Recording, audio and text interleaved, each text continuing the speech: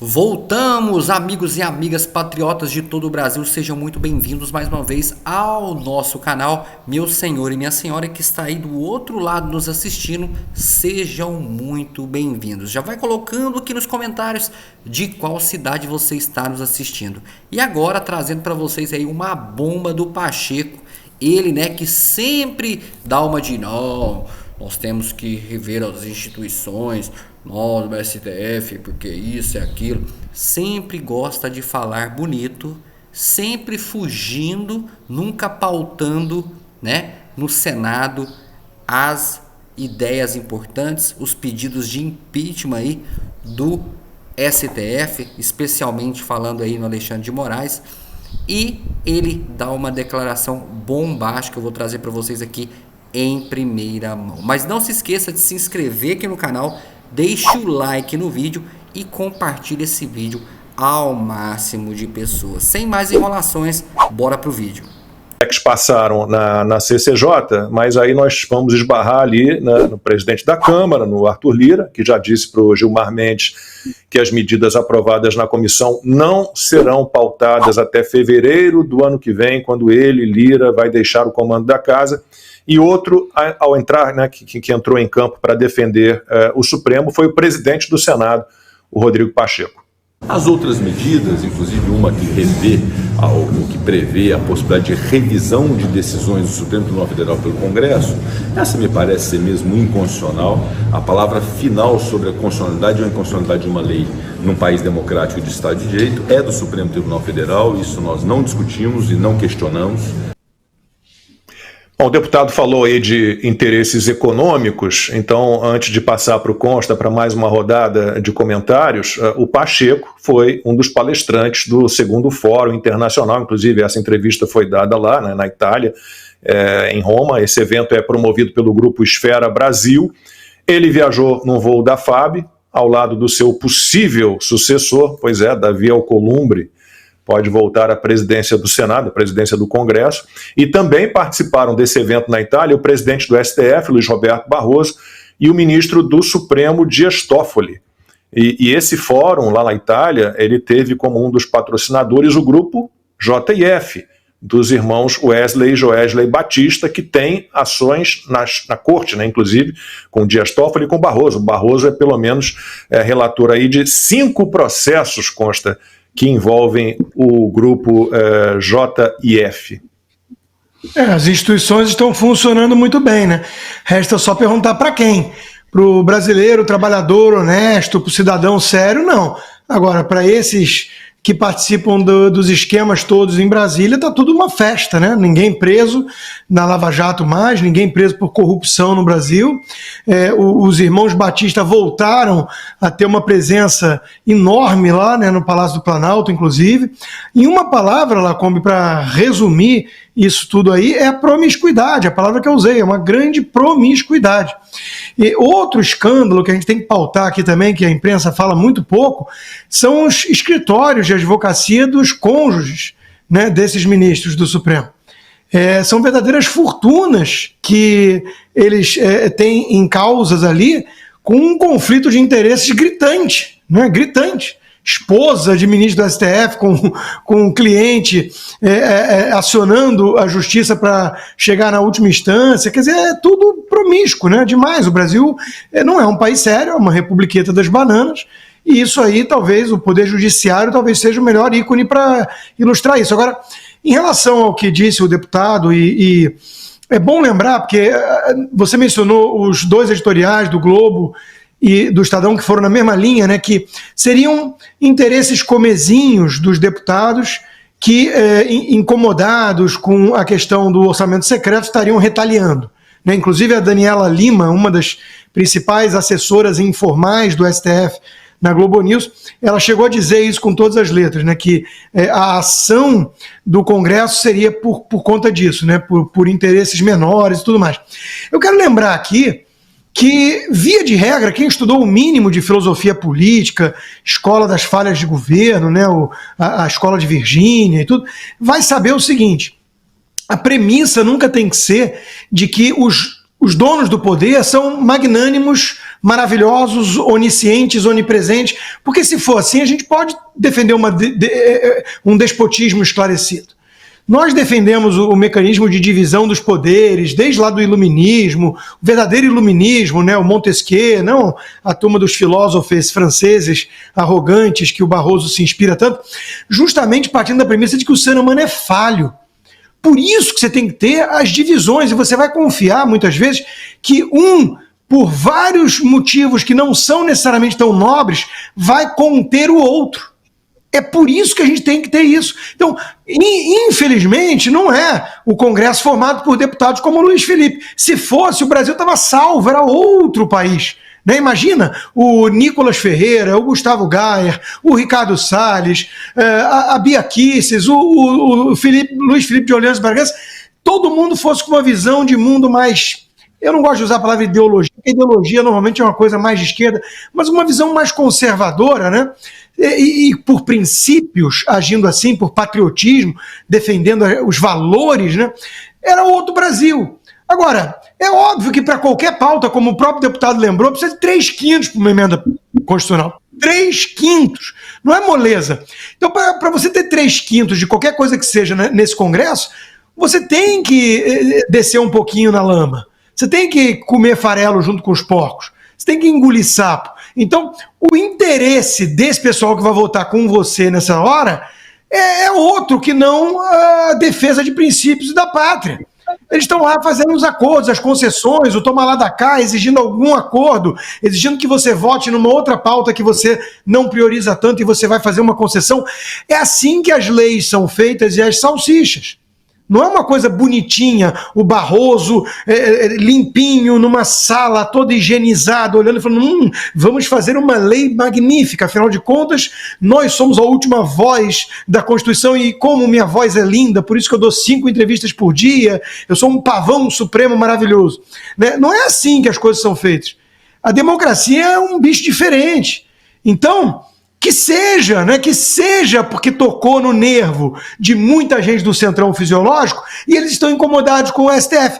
Whatever, né? Paciência, vamos nós usar isso ao nosso favor. E qual é o nosso favor? Qual é a pauta prioritária do Brasil hoje? Conter o poder arbitrário do Supremo. Essa é a prioridade.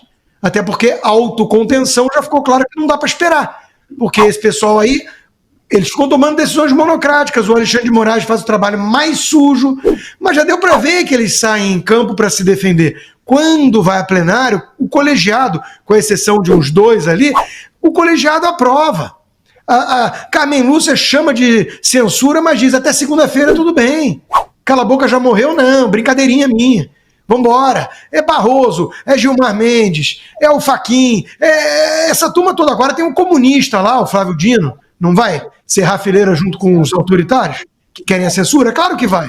Então, existe ali uma turma que foi colocada lá por PT, gente. Tem uma imagem circulando aí que a gente pensa até assim, meu Deus, o Brasil é resiliente. Era para ter afundado de vez. A quantidade de ministros, desembargadores, que o PT, essa quadrilha comunista, apontou para a STJ. Não é só o STF o problema, o STJ tem muita porcaria e corrupção, mas muita. E nós estamos vendo agora isso. De vez em quando a mídia faz um trabalhinho jornalístico, né? Esquece, né? É um lapso de bom senso, esquece que virou só militância. E sai um negócio que presta de lá de vez em quando. Então é só escândalo, até traficante vendendo para funcionário terceirizado do STF. O Minhoquinha, o sei lá o quê, os nomes aí, né? Os apelidos. Vamos voltar aos apelidos, que a planilha da Odebrecht pelo menos era divertida. Né? A gente ria e chorava ao mesmo tempo. Mas o editor do Brasil, o Toffoli, triturou. Não podemos mais lembrar da planilha da Odebrecht. Então, promiscuidade de um lado e o povo com seus representantes tentando fazer o trabalho certo do outro. E no meio do caminho, um bando de prostituta. Vamos tentar atrair as prostitutas para esse lado, né? Caso contrário, vira Venezuela mesmo. Ana, a gente viu ali Barroso e Toffoli num evento na Itália, patrocinado pela JIF. Os dois têm ações que envolvem o grupo dos irmãos Batista, o Toffoli está aí à torta e à direito anulando pagamento de multa, né, eximindo envolvidos na Lava Jato de pagamentos de multas bilionárias, né, o pessoal da Lava Jato está todo liberado para participar de licitações, as licitações voltaram a ser praticamente criminosas. Tivemos até na Secretaria de Comunicação uma licitação também, a gente vai falar daqui a pouquinho do caso da licitação para compra de blindados, né? O José Múcio, ministro da Defesa, já deu um outro viés aí para essas licitações, um viés ideológico, e temos a questão, Ana, sempre, né, do Arthur Lira e do Rodrigo Pacheco dificultando a melhoria desse sistema de freios e contrapesos. Eles são cúmplices, né? A gente sempre fala que são, principalmente o Pacheco, vai entrar para a história aí como um dos maiores covardes da nossa história, mas é cumplicidade mesmo. E o pachequês dele é que é impressionante, né? Ele abre a boca, só sai platitudes, não sai absolutamente nada que preste. E ele dizer que a palavra final do STF, ora, o deputado comentou aqui, né, na fala dele, ninguém está questionando isso. A palavra final será sempre do STF. O problema é que hoje não é a palavra final do STF, processo de ofício, inquérito de ofício, é a primeira palavra, é gente sem o foro por prerrogativa de função na esfera do Supremo Tribunal Federal, cabeleireira que escreve perdeu mané na estátua do STF, sem antecedentes criminais, sem foro por prerrogativa de função, condenada a 15 anos de cadeia por ter escrito perdeu mané. Então, ou seja, a questão, o Pacheco, ele continua dando entrevistas achando que o brasileiro é ignorante. A palavra final é do Supremo Tribunal Federal, ninguém está questionando isso. O problema é que hoje qualquer palavra, a primeira, a segunda, a terceira palavra que seria do Tribunal Regional Eleitoral, do Supremo, do TSE, tudo acaba no Supremo Tribunal Federal. Então, para que nós temos essa gastança toda, então, com primeira instância, segunda instância, tribunais superiores, né? Tribunal de Justiça, acaba com isso tudo. Deixa só o STJ. Então, essa falácia de isso não dá, é inconstitucional, porque a palavra final é do Supremo, todo mundo sabe disso, Pacheco. O problema é que hoje o Supremo faz o que ele bem entender. E outro ponto também, né, que estão tentando emplacar aí, estava olhando aqui enquanto vocês comentavam no X, o pacote anti-STF, né? As paquitas do Supremo Tribunal Federal, de pompom na mão, todas aí falando o pacote anti-STF. Não existe pacote anti-STF, existe pacote pró-Constituição, que não aguenta mais ser vilipendiada. Eu queria perguntar ao deputado Lacombe, já aproveitando, né, essa nobre presença aqui do deputado, porque a gente tem que começar a olhar lá na frente, né? O brasileiro tem que rodar muito pratinho. Perdão. É um pratinho aqui do Supremo, é um pratinho da Câmara, do Senado, enfim. E hoje nós não temos representantes, todos os representantes diretos do povo, eleitos diretamente pelo povo na Câmara. Eu queria que o deputado falasse, porque a gente não pode tirar do nosso horizonte o belíssimo projeto que inclusive ele tem do voto distrital, que vai muito de encontro com o que nós temos aqui nos Estados Unidos, que é você votou, você tem voto, você vai. Não tem essa prostituição política de um fica puxando o outro, puxa o outro. Então, deputado, eu gostaria que o senhor falasse um pouco disso, porque isso eu acho que é tão necessário para o nosso futuro, que com todos os pratinhos que a gente tem que rodar, esse é um pratinho que a gente tem que rodar o tempo todo e jamais tirar do nosso radar. Exatamente. O sistema eleitoral proporcional, só lembrando a história do sistema proporcional, que é o atual, que elege deputados estaduais e federais. Foi um sistema criado pelos marxistas. Foi um sistema criado para que partidos pequenos sem expressão tivessem representatividade em toda a esfera política. E isso gera toda sorte de problema, gera exatamente esse arco-íris de partidos representados, gera o centrão, é o que cria o centrão, é o sistema proporcional, é o que cria o distanciamento do eleitor e o seu eleito, é o que cria os custos altíssimos de campanha dos deputados federais e estaduais. Um deputado federal e estadual faz campanha igual a um governador. Ao passo que nos Estados Unidos, na França, na Inglaterra, na Alemanha, no Canadá, na Austrália e em vários outros países que têm o voto distrital, um deputado estadual, federal, um vereador fazem campanhas distritais, pequenos, né? Então é barata a campanha, você conhece o eleitor, aproxima o eleitor do eleitorado.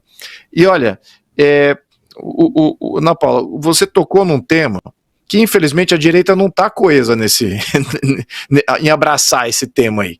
Você pergunta a diferentes deputados da direita, eles são, não sei, não entendo bem, então não formaram opinião. E aliás, eu já tinha feito essa discussão lá em 2020, se eu não me engano, um pouquinho antes, porque tivemos uma mini reforma eleitoral naquele momento, e todos foram a favor de manter o sistema proporcional. E eu estava dizendo para eles, falei assim, olha, não vamos manter o atual, nós temos que sair do proporcional, porque eles vão colocar cotas. No sistema proporcional você consegue fazer todo tipo de política identitária, representativa, tem que representar as mulheres, os índios, os negros, os LGBT, blá, blá. Então você pode fazer todo o arco-íris e fazer em que momento você vai ter um partido que não precisa representar tudo isso. Então veja que até a formação partidária já está macumunada, exatamente porque eles conseguiram, através do sistema proporcional, impor condições que praticamente elimina, porque eles é que detêm o controle de todas essas minorias aí que eles criaram. Então você veja a loucura que é o sistema proporcional. E tem gente da direita que acha que é o caminho. Não, eu me elejo com esse modelo. E eu até fiz uma simulação, até aqui em São Paulo, temos 70 cadeiras de deputados federais. E muitos da direita falam assim, vamos poder puxar voto, tal, se a gente manter o proporcional. Só que no meu cálculo, não é bem assim. Voto de opinião, ele transcende os distritos. Se você tem 70 cadeiras, é muito provável que 50 desses 70 distritos seriam voto favorável à direita. Então, não é 16 e 17 deputados que teriam eleito, teria eleito 50, só São Paulo. E seria muito maior, talvez, em Santa Catarina, e maior também no Paraná, e maior ainda no Rio Grande do Sul, maior ainda no Mato Grosso do Sul, maior ainda. Você veja o absurdo que é a falta de debate dessa questão do voto, de sair do proporcional e entrar no voto distrital. É fundamental. Você está falando de coisa de base. Agora, coisas de base, a gente já viu que dentro do sistema representativo atual, aliás, não é só o atual, é qualquer sistema representativo, ele não é o melhor meio. Você tem que chamar uma constituinte independente, que não vai ser eleita, não vai depender do voto, não é atual, não são os congressistas atuais, e eles é que vão definir o melhor modelo. É por aí que a gente tem que ver, porque no atual caso sempre reverte ao que existe hoje. E o comando do jogo, eles conhecem, até a direita pensa assim, então a gente está realmente travado aí num desconhecimento. Agora eu queria falar de uma coisa que é importante também nessa tramitação. Temos duas coisas que são fundamentais. Primeiro, sabemos que o atual presidente de Câmara e Senado, Lira e Pacheco, não vão fazer nada. Tem interesses, tem telhado de vidro, tem frouxidão, tem tudo que é de ruim. Então eles não vão pautar nada que é relativo à reforma do judiciário, exatamente porque temem a represária ou tem interesses aí que estão pendentes junto a essas instituições. Muito bem. Então temos que ter novos presidentes de Câmara e Senado que irão pautar estas reformas, que irão colocar a voto essas reformas, além da questão de impeachment. Precisamos de um presidente sine qua non, ou seja, se ele não pautar isso, ele não vai ganhar o voto dos deputados que querem ver isso adiante, sobretudo os deputados da oposição que estão em coesão. Mas tem muitos deputados do Centrão também que querem ver uma limitação né, não é uma limitação, não é um freios melhores com relação ao que está acontecendo da interferência do judiciário. E muitos desses deputados de vários mandatos, do Centrão, o que eles falam? E eu vou reverberar o que eles falam, que eu já falei isso em outros fóruns. O Congresso se tornou oco. O Brasília não discute mais nada. São todos acordos entre lideranças, em alguma mansão lá em Brasília, ou até dos próprios juízes, vai saber, e dali sai qual é a agenda que vai ser votada, e a agenda é votada através de voto simbólico, não há discussão nas comissões, as comissões são desrespeitadas, exatamente porque são votos polêmicos. Por exemplo, todas as reformas tributárias, nenhuma delas seguiu o rito necessário para que se tivesse aí uma aprovação idônea, foi tudo no atropelo, tudo comprado. Então veja o que já temos como prática. Isso já traz um de facto muito preocupante. A gente fala assim, mas não somos a Venezuela. Na prática já somos. Na prática o Congresso Nacional já está agindo tão fora já é carta fora do baralho, tanto quanto o Congresso da Venezuela. E você tem uma junta que comanda a legislação, o juízo e a execução. E tem um fantoche que está ali só bancando o presidente. É o mesmo modelo, de facto é isso. Então nós temos que entender que se a população entender melhor esse jogo, ele começa a ter uma movimentação um pouco mais acirrada ao que está acontecendo e começa a trazer mais luz sobre o nosso sistema político, que já deteriorou para uma ditadura, a gente já sabe. Agora, como é que essa ditadura age e aonde que o Congresso Nacional poderia se encaixar, ou salvar, ou prejudicar ainda mais, a população precisa entender aonde que ela se segura para poder fazer uma ação popular. Eu estou dizendo aqui popular, porque institucionalmente essas são as saídas que temos. Se o STF vai negar reformas legítimas, limitações legítimas, que seguiram o trâmite legítimo e que eles vão argumentar fora do que é constitucional, eles não podem dizer que é inconstitucional se não fere aquelas 4 cláusulas.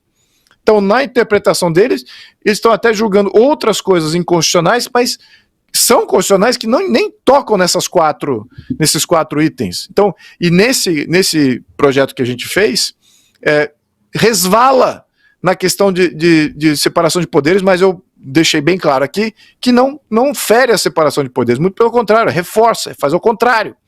Então, como é que eles podem agir dessa maneira, completamente até fora da Constituição? Então é essa realidade que a gente precisa transferir para a opinião pública para ter mais ação, a ter mais junção em torno de, primeiro, criar uma maioria e selecionar melhores presidentes de Câmara e Senado, que seria uma grande vantagem. Talvez na próxima eleição, ter uma ampla maioria legislativa, a gente consiga, no mínimo, fazer uma contundência. Agora, nada impede que, mais uma vez, o STF, mesmo com a maioria ampla da direita, ou dos conservadores, ou nem que seja da direita, mas daqueles que queiram reformar o sistema judiciário, mesmo com essa ampla maioria, eles podem dizer, quer saber, isso aí é inconstitucional, ou isso aí não cabe, ou não foi bem feito o projeto, vamos aqui tirá-lo de pauta. Completamente fora da sua competência. E veja também a questão dos prefeitos e governadores. Eles estão para se tornar fantoches, meros fantoches do poder federal, como eu já pontuei na questão de reforma tributária. Então, isso é importantíssimo a gente trazer essa visão, porque de facto já estamos operando como a Venezuela, tá? De jure, ou seja, no papel é o que está faltando, e o papel é a coisa mais fácil, eles só não querem imprimir esse papel dizendo assim, nós somos uma ditadura igual a Venezuela, porque isso pega muito mal, mas de facto as coisas já estão caminhando exatamente igual na Venezuela. Preocupantíssimo, muito preocupante. Nós temos que levantar a população para essa conscientização, isso é o fundamental, é uma das minhas funções.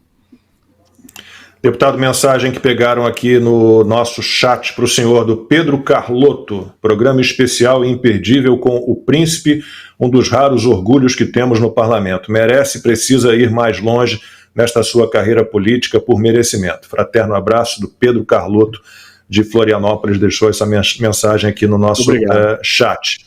E eu estou aqui também com o Pedro Carlotto, inclusive está na lista aqui de pessoas que fizeram doações via Pix para o programa 4x4. Obrigado aí ao Pedro, Sônia Oliveira, Renato Paiva Lamounier, Maria Suzana Souza Gama, Igor Zacarias, Eliane Martins Narciso, Pedro Nolasco, Patrícia Alves, Marco KMX, Deise Borali, Orivaldo Oste, Mauro Nossi, Alci Lago, Suzana Gama, Silvia Benês, Demóstenes Girelli, Ângela Maria, Guerque, Edson Barros, Sandro Oliveira, Alexis Carneiro, Norberto Maurício Liotti, Rose Villanova, Jaldimar Silva, Sandro Mota e companhia, tem gente que está sempre com a gente, que bom, e Silvia Bonfilholi.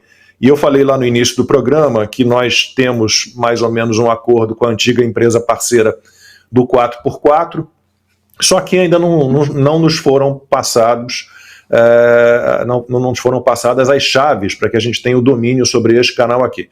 Então hoje nós estamos começando um processo de transição, que a gente espera poder abortar, mas hoje estamos transmitindo o programa aqui simultaneamente neste canal, nosso canal oficial desde 2021, e também num outro canal no YouTube, Rede 4x4, Rede 4x4, 4 em numeral e por POR. Então, Rede 4x4. Se por acaso esse acordo que for assinado não for cumprido, a gente não receber aí os domínios sobre este canal, infelizmente, na temporada do ano que vem, na quinta temporada, teremos que fazer as transmissões apenas nesse novo canal. Vamos começar agora um processo de transição até o fim do ano, esperando sempre que o acordo vá ser cumprido. Então, consta, neste momento, com essa situação toda, a gente continua dependendo apenas do apoio dos nossos espectadores e das contribuições via Pix. Pois é, Lacombe, só tem uma forma de contribuir com esse programa hoje para sua continuação e seu crescimento, doação via Pix. Veja, num domingo que você podia estar vendo porcaria na Globo, ou qualquer coisa sem muito sentido na Netflix ali, zapeando, né, de bobeira, a gente está tentando trazer um programa que agrega, que enriquece o seu conhecimento, que é digno, cá entre nós, de um curso. O convidado de hoje aqui, o deputado Luiz Felipe de Orleans Bragança, está dando uma aula de política, uma aula. Então a gente tem essa preocupação de trazer sempre convidados de peso, né, que vão estar contribuindo para a formação intelectual, inclusive de muitos de vocês, e as discussões da conjuntura do momento, das coisas mais relevantes, sempre de uma forma, né, que a gente tenta tornar agradável, e vocês já viraram nossos amigos de domingo, como diz sempre a Ana. E a gente quer sempre manter esse encontro, essa conversa e avançar, né? Então, hoje, se você quer contribuir com esse programa, com essa aula, por exemplo, que você recebeu aí do Luiz Felipe de graça, a melhor forma de contribuir é por meio de Pix, apoio 4x4, digitalceh.com. Toda ajuda é muito bem-vinda e a gente agradece. É isso, pessoal. Então tá aí a chave Pix, este e-mail aí na tela, ou vocês podem usar também o QR Code. Muitíssimo obrigado. E vamos lá, rede social X voltou a funcionar no Brasil depois de 40 dias de bloqueio por determinação do STF. Na decisão em que autorizou a plataforma a funcionar de novo no país, o ministro Alexandre de Moraes admitiu que as eleições municipais pesaram na suspensão da rede social determinada por ele em 30 de agosto e, posteriormente, referendada pela primeira turma do Supremo. No despacho, o Moraes afirmou que o X foi suspenso em meio ao que classificou como uma tentativa da plataforma de não se submeter ao ordenamento jurídico para instituir um ambiente de terra sem lei nas redes, inclusive durante as eleições municipais. Vai caber ao ministro definir o destino dos 28 milhões de reais em multas aplicadas ao X. O dinheiro está numa conta judicial no Banco do Brasil, vinculada ao processo. Antes de passar para a Ana, deixa eu falar aqui, né, citamos as eleições, e nessa semana o Lula recebeu o candidato à Prefeitura de São Paulo, Guilherme Boulos, no Palácio da Alvorada, em Brasília, né? Foi um encontro fora da agenda oficial do petista, mas foi confirmado pela assessoria do deputado. O Lula e o Boulos conversaram sobre estratégia para o segundo turno e gravaram vídeos para a campanha. E ninguém pode esquecer que na eleição de 2022, o Tribunal Superior Eleitoral determinou que o então presidente Jair Bolsonaro não fizesse mais lives nas dependências do Palácio do Planalto ou no Alvorada, onde ele morava, né, com fins eleitorais. E naquela época foi estabelecida uma multa de R$20 mil em caso de descumprimento. Mas o Lula, Ana, pode tudo. Então temos o caso do bloqueio do X, em que usa-se um argumento de que não, mas era para interferir nas eleições municipais, então isso me move mais do que tudo a bloquear, e essa história de que o Lula pode fazer campanha política para o Boulos, para quem ele quiser, no Alvorada, no Palácio do Planalto, usando a estrutura que ele quiser usar, mas os outros não podem. Então, Lacombe, é o que o deputado estava falando, né? De facto, nós já somos um regime totalitário, né? Do de jure, no papel, não, imagina, República Federativa do Brasil, que de federativa não tem absolutamente nada, uma pirâmide totalmente invertida, né? Já que os Estados Unidos é um exemplo de federação, de federalismo, no Brasil é absolutamente o oposto. Então, o deputado foi muito perfeito, como Constantino disse, uma aula de política, né? De facto, já estamos num regime totalitário. E como o Barroso disse aqui, as instituições estão cumprindo bem suas funções. Ou seja, o Moraes admite que eleições pesaram na suspensão do X. Nós ouvimos de um outro ministro, nós derrotamos o bolsonarismo. E, senhor Gilmar Mendes, as instituições estão cumprindo bem suas funções. Quais são as funções dessas instituições? No caso, o Supremo Tribunal Federal, interferência eleitoral, porque só pode ser isso. Se for a função do Supremo, de fato, vocês estão cumprindo bem essa função. A questão, Lacombe, é que enquanto nós não entrarmos numa ação pedagógica, né, de colocar o processo de impeachment para ser votado no Senado, vai acontecer isso aí, porque como o deputado muito bem desenhou para a gente aqui o cenário político na Câmara, no Senado, né, os conchavos, as coisas já acertadas nos bastidores, é por isso que eu vou continuar insistindo da gente continuar olhando para o futuro e começar a cobrar dos candidatos nas próximas eleições. O que o senhor pensa do voto distrital?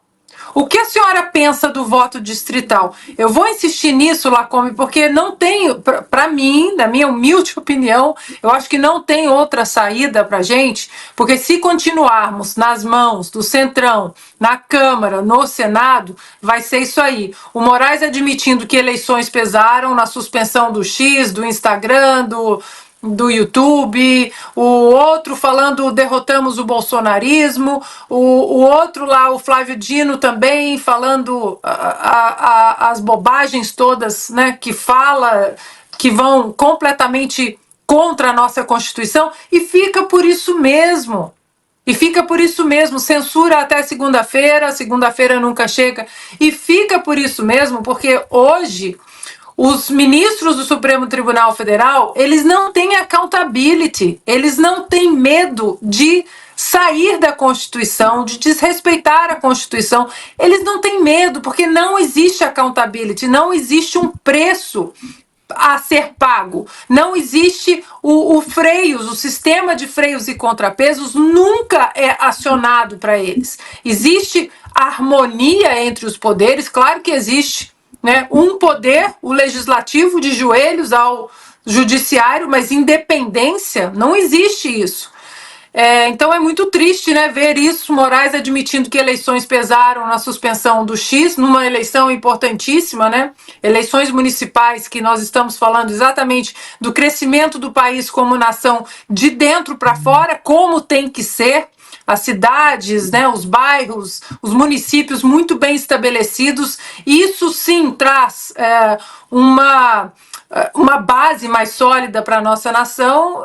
É lamentável. Agora, de novo, Eles não sentem medo de absolutamente nada. Nada acontece e não vai acontecer com o Rodrigo Pacheco, muito menos com Alcolumbre sentado na cadeira de presidente do Senado.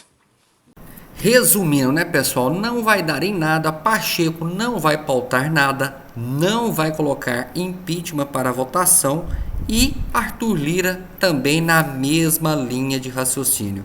A esperança da direita é mudança na presidência da Câmara e do Senado. Vamos ver aí os próximos capítulos e, é claro, eu vou trazer aqui para vocês em primeira mão. Não se esqueça de deixar o like no vídeo, compartilhar esse vídeo e se inscreva grátis aqui no canal para receber vídeos diariamente. Eu agradeço a você de ter ficado até o final desse vídeo. Mais tarde, vídeo novo no canal. Um forte abraço e te espero no próximo vídeo.